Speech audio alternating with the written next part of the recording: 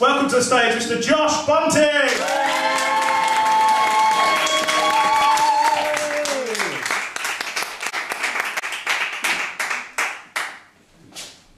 Hi, I'm Josh, and I've decided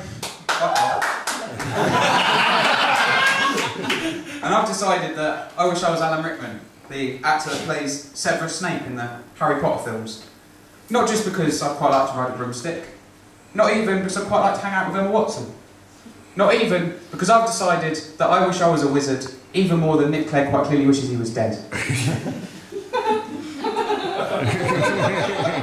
fact, even more than David Cameron wishes Nick Clegg was dead.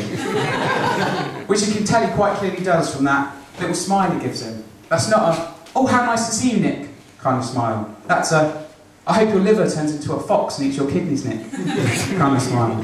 And you can tell that every time Nick Clegg slimes into David Cameron's office and says, oh David, I feel a bit poorly, I'm going to go home early. And that fake northern accent that he so blatantly has. You can tell that David Cameron stands up, sneezes in his face and says, good, hope it's something awful. Because he's an evil bastard, David Cameron. But anyway, I've digressed massively already. Good start. Why do I wish I was Alan Rickman? Not just because I quite like to go to Hogwarts, not even because I quite like the opportunity to give Daniel Radcliffe a wedgie, no. I've decided that I wish I was Alan Rickman because my best friend finds him extremely attractive and she's quite awesome. It's his Roman nose that she likes, that's what does it for her. All the women in the room at the moment going, yeah, we like the Roman nose, lady nodding. We know what you're talking about, Josh. All the men in the room, not a fucking idea what I'm talking about. Not a clue. Because it's our eternal quest to discover the secret of the Roman nose. We spend aeons, spend forever, spend sometimes up to 2 minutes in the mirror of a morning going, oh, we look a bit Roman about the nostrils today, is that? Would Asterix punch that? Would the hairy one of Time Team wear shorts in excitement? Found that on a coin in Tony Robinson's trench? No, he wouldn't, because I don't have a Roman nose. I don't think it's fair that Alan Rickman has this one facial advantage over me that automatically makes him more attractive. And I reckon the rest of us men, we should all gather together.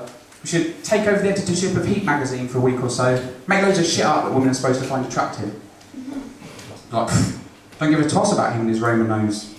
Got Athenian nipples. Very sexy they are too. Don't take a picture of that!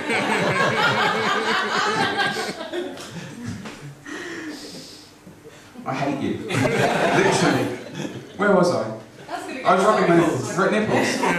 Athenian, I've got Athenian nipples. Oh yeah! Check out my Trojan belly button. You can take a picture of that as well. Looks pretty, but you can fit 300 Spartans in there. Climb a snail trail like a rope ladder.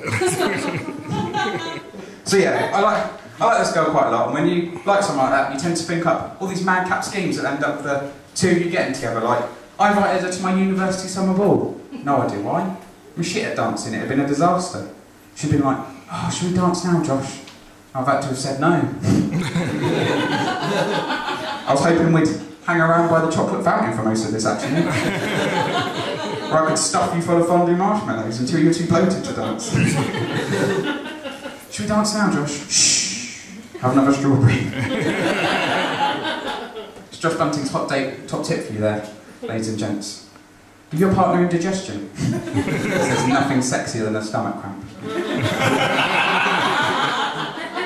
All the other boys had condoms with them, I had Gaviscon. Just a bit different. I'm not a planner, that's my problem. I don't plan ahead for things. I'm more of a, oh, I'll make out when I get there kind of guy. I'm the kind of guy that, if I was doing Mission Impossible, I'll be the one doing it with just what I had in my pockets. That could potentially be an amazing film. Imagine Tom Cruise breaks into a heavily fortified CIA headquarters with nothing more than no bus ticket and half a packet of soft mints. It'd be brilliant. Because there's no weaponry there. You can't garrote someone with a Student Day Rider Plus. Just snaps. You throwing a soft mint at someone isn't a calculated attack from a high velocity weapon, it's the long range delivery of a minty snack. So yeah, a lot of people they say to me, oh, you shouldn't care about this girl that much, Josh, you should care about other things more. You should care about your degree more. You should care about your job more. You should care about your family more. Blood is thicker than water, that's what they would say. Blood is thicker than water, Josh.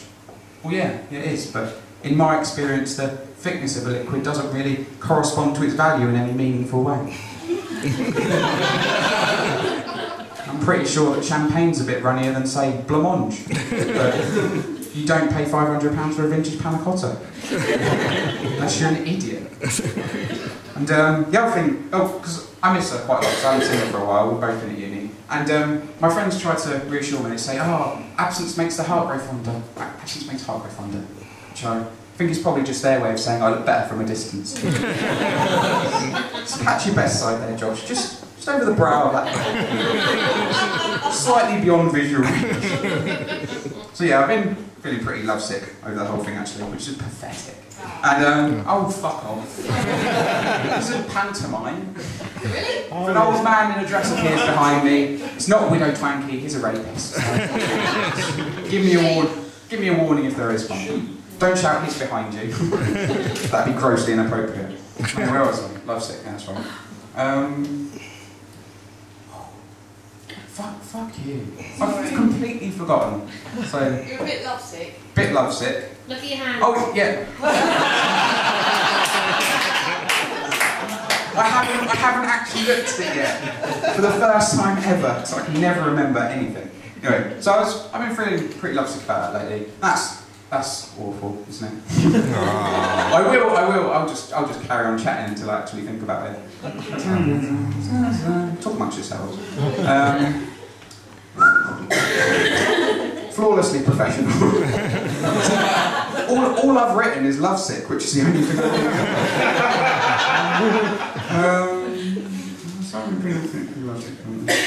yeah, that's horrible. That's horrible.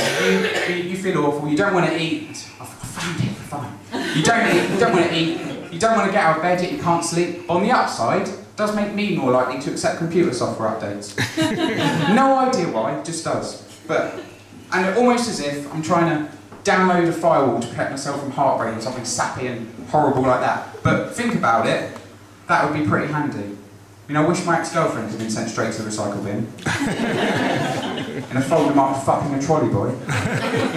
It's true. It's not even a joke. It's a soul-destroying thing. I mean, what did she do it for? Was it for the club card points? You know, at least it shows she's finally in something for the long run. That's all I can say. It takes fucking ages to collect them points. I've had my card since last October. Still not enough for a Scotch egg. It's going to be with him for years. Obscene and horrible as that sounds, it's amazing the lengths people will go to not to shop at Aldi, isn't it? There's a hierarchy in our country, isn't there, of where you go to get your food. There's Waitrose, that's the posh one at the top. There's Waitrose, M&S, Sainsbury's, Tesco, Eating Roadkill, Aldi, Cannibalism, Lidl. And in our evil capitalist society, it is our one goal in life to fire ourselves as high up that list as we possibly can, like a human cannonball in a suit made of greed. No? No? Vive la revolution. While we're on the subject of economics and politics, did anyone strike the other day? Yesterday? Yesterday that happened. No, nobody went on strike. We all think it's fine for David Cameron to steal people's pensions. It's fine. He's doing it 30 years early, that's that. We'll let him off. No one's with me. Okay, fair enough. Back to the show. Yeah, so I don't really know what to do to impress this girl. That's a problem I have, because I think it's difficult for men nowadays, because there's no parameters in place. I mean, like 300 years ago, it was easy. All you had to do was go out and kill your local monster, and the deal was by the time you got home, there'd be at least 3 naked women in your bedroom. It's a system they had in place. It worked. People got girlfriends. Questing. That's what I'm talking about, basically. Maybe we should all start going on quests again. I'm not sure how readily it'd apply to the modern era. A bit of a shortage of Gorgons and Minotaurs at the moment. But I mean, we could improvise. I could go out and kill my local monster right now. I could go and murder Jeremy Kyle. As popular as that would make me, I think maybe if I brought his bleeding head on a platter round to this girl's house, some sort of perverse love gift, I think at best she's going to think I'm a bit clingy. Could even be sliding into the realms of creepiness, that one, possibly. So yeah, nobody try that. Turns out beheading worthless celebrities is illegal. Who'd have thought it? This guy was taking notes. We'd have seen him tomorrow, wandering through Bury St Edmunds. You'd have had them all on there, wouldn't you say? You'd had a massive Pike, Louis Walsh, Simon Cowell, Cheryl Cole, like an X Factor kebab. And we'd have seen you wandering around Bury Town Centre, waving it around your head, leading the ladies back to your love nest like a horny Pied Piper. Don't do that, sir, it's illegal. So yeah, don't know, I wouldn't go on a quest. Even if I could, even if I had a time machine, I could go back and go on a quest. I wouldn't, because knowing my luck, it'd go disastrously wrong. I'd promise to bring her back the tooth of a dragon or something and pick the only one with dentures. It's the 13th fucking century. Where the bloody hell have you got false teeth from? A, Josh, I'm a 12-foot magical lizard. I do whatever the fuck I like. B, you're talking to a dragon. This joke left realism behind a long time ago. Well, fair enough, but don't they melt every time you breathe fire? Tell me about it. Every time I fight some twatting knight in shining armour on some cliché quest over some sodding maiden, my teeth go all dribbling. Well, maybe you should stop killing people. Stop killing people? You're the one with a sword? You're getting all moral with me. Which one you are, Bob fucking Geldof? Alright, I was just saying, just stop eating people. Stop eating people? How dare you accuse me of that? You don't even know me. I've got an MVQ level 2 in graphic design. I'm a shitting architect, for fuck's sake. I designed St Paul's Cathedral. No, you didn't. Inigo Jones did. It's Christopher Wren, actually. Shut up, they didn't know that. Made me look a fool now. Sorry. This is why the people that say comedy is the new pop music are intrinsically ridiculous. Because if this was a pop song about a girl, I'd be singing about her hair, or her eyes or something. I would not be talking to an imaginary fucking dragon. Then losing in an argument against it. It's a low point in anyone's life. Either that or the start of a mental illness, but we'll skirt around that in the favour of light entertainment. Yeah, so I don't know what to do to impress this girl. But I guess I do this, really. I mean, she once told me it'd be quite cool to go out with a stand-up comedian, and here I am. It's worked out quite well for me. I mean, this is the best thing I've ever done. I'll probably never stop doing it. But I wouldn't advise every man in the room to base his life around the fantasies of a woman, because A, she might not like you, B, you end up doing something shit. It's no good getting to 65 years old and thinking, oh, I'm finally, utterly... Some say you're irretrievably alone. It's alright because I'm bloody good at plumbing. That doesn't make up for it. But I bet there are loads of men out there who do what they do simply because girls like it. I mean, look at Alan Titchmarsh, for example. Doesn't even like gardening. He's just in it for the bitches and hoes. Yeah, that's right. Titchmarsh is gangster. On the streets they call him T-Dog, T-Man, T-Bizzle. In the ghetto they call him MC Greenfingers. But he hates being outside. He's got a phobia of gnomes and he's allergic to wheelbarrows. But it's alright, because when he gets home, Mrs. Titchmarsh dresses up as a sunflower and asks him to pollinate her. Put on the bee suit, Alan, and come collect the honey. That's what she says. And perverse and weird and obscene as that sounds, I don't blame either of them. When you find someone amazing, you've got to do whatever you can to make them happy. Because none of us want to be alone. I don't want to be alone. I don't want to be the guy that goes to the cinema by himself, who develops a ball patch from the cascade of popcorn bouncing off the back of his head, whose one moment of solace a week is ruined by a shower of butterkist, and who weeps into his 3D glasses on the way home as a flock of sparrows peck the toffee bits from his receding hairline. I don't want to be that man. That's why I wish I was Alan Rickman.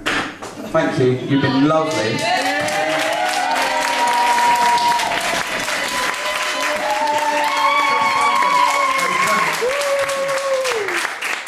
Enjoy